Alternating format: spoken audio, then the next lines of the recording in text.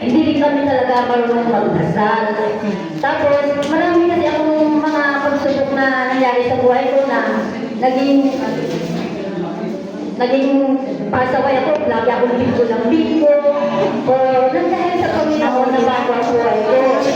Tapos, yung mga anak ko, kaming pag-asawa, dati, pag kumakain kami, hindi kami nagdadasal.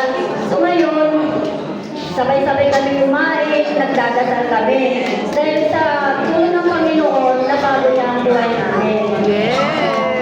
Tapos, nung unang sali namin dito, parang nagdadalawang isip pa kami dati na mag-attend. Kasi sabi ko, may trabaho ako, sabi ko.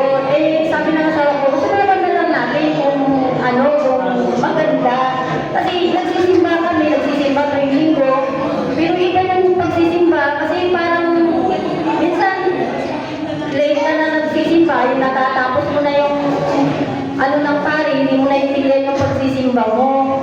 So sabi ko, sumaban na natin na umattend din para malaman natin kung ano yung sinasabi ng anak natin na mamagsimba kayo para maiwasan mo yung mga dati mong mga gawain na gano'n, sabi na gano'n. Sabi ko, sige subukan na natin, sabi ko.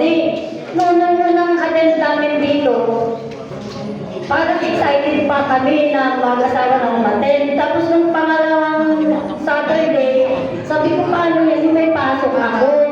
Baka hindi ako maka-attend. Sabi niya, hindi, gumawa ka ng paraan na para maka-attend tayo. So natapos namin yung Chapter 8 na yun, nakapag-graduate kami ng dahil din sa mga anak ko at saka sa manugang ko. Kaya, ngayon, napakadakilan talaga ang Panginoon kasi binago niya nga pati yung mga anak ko, natuto na rin magdasal pag kumakain kami.